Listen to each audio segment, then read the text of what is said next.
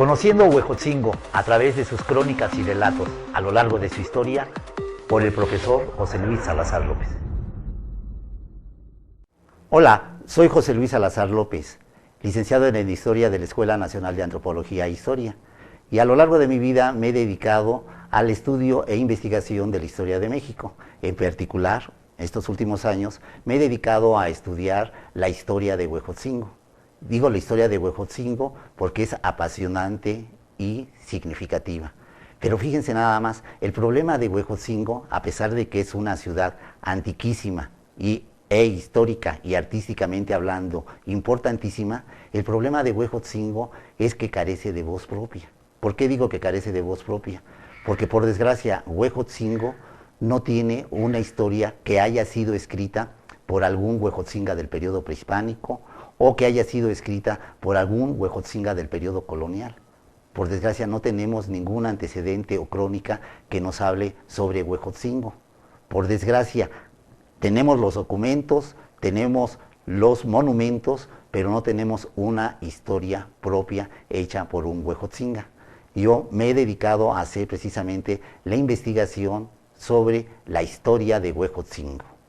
En estos momentos, precisamente, estoy terminando una investigación sobre su escudo de armas de Huejotzingo, que el problema que tenemos sobre el escudo de armas de Huejotzingo es que nos da fechas inexactas y que la concede también nombres inexactos. Pero en fin, ahora vamos a hablar sobre un aspecto bien importante sobre la historia de Huejotzingo, porque Huejotzingo, como lo dije anteriormente, es importantísimo dentro de la historia de México.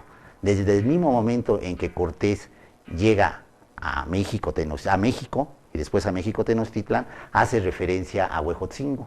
De hecho, la primera referencia que se tiene de Huejotzingo nos las proporciona el propio conquistador Hernán Cortés, cuando en su libro de las cartas de relación menciona: partí con toda la gente puesta en orden a una provincia que se encuentra a 6 leguas, llamada Texmelucan, de la provincia de Huajotzingo.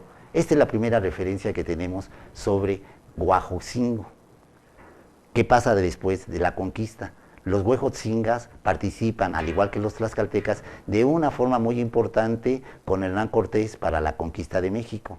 En agradecimiento, Hernán Cortés, con estos dos grandes señoríos, los ayuda de diferentes maneras. La primera de ellas es que tanto a Tlaxcala como a Huejotzingo los pone como puntos importantes para que de ahí surja la evangelización, al igual que a Texcoco y a la Ciudad de México. Pero otra parte importante que también toma Hernán Cortés a Huejotzingo es que es al primer pueblo indígena que lo toma como encomienda. 3 meses después de realizada la conquista, toma Huejotzingo como encomienda. En un principio, los principales de Huejotzingo pensaron que con la colaboración que le proporcionaron Hernán Cortés y después de que lo toman como encomienda, pensaron que ellos iban a revivir nuevamente las glorias que vivieron en el pasado, cuando tenían el gran imperio Huejotzinga. Sin embargo, sucedió todo lo contrario. ¿Por qué digo esto? Porque en 1529, cuando Hernán Cortés está en España enfrentando su primer juicio de residencia, las autoridades que quedan en el lugar de él, en la Nueva España, es Nuño Beltrán de Guzmán como presidente de la Real Audiencia de México y Diego de Matienzo como oidor. Ellos van al pueblo de Huejotzingo y le solicitan una gran cantidad de servicios y tributos.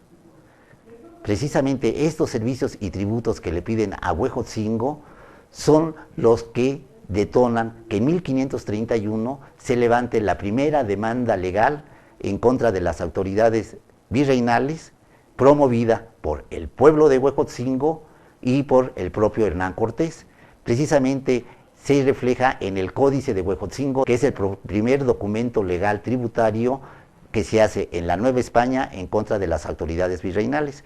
En la lámina primera de este magnífico códice tributario y primer documento legal que se hace en la Nueva España, aparece los tributos que precisamente le piden al pueblo de Huejotzingo en esta famosísima lámina.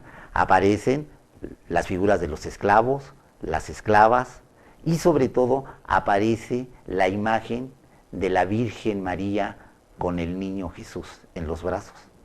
Esta imagen es la primera imagen religiosa y artística que se elabora en la Nueva España y por un tlacuilo Huejotzinga, por el tlacuilo Esteban. Posteriormente vamos a decir, en el espacio de este noticiero, vamos a continuar con cada una de las explicaciones sobre esta importantísima y magnífica imagen de la Virgen de Huejotzingo de 1531. Soy José Luis Salazar y los espero en las siguientes emisiones. Conociendo Huejotzingo a través de sus crónicas y relatos a lo largo de su historia, por el profesor José Luis Salazar López.